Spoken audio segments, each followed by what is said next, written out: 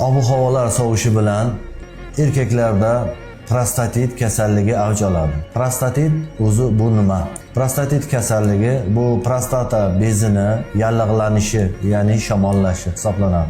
Keltirib chiqaruvchi sabablar bular asosan bakterial sabablar, ichak kasalliklari tufayli kelib chiqadigan prostatitlar, kam harakatlilik, sovuq qotish, uzoq muddat jinsiy hayotni bo'lmasligi.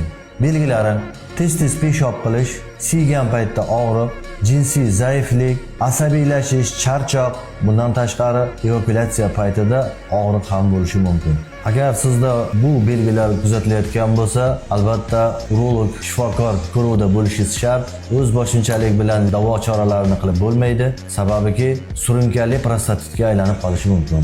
Keltirib chiqaruvchi sabablarga ko'ra davo choralari qilinadi. Antibakterial davo, yallig'lanishga qarshi davo, prostata bezi massaji, spirtli ichimliklardan, sho'r, achchiq ovqatlardan tiyilish va albatta immun tizimini yaxshilash kerak.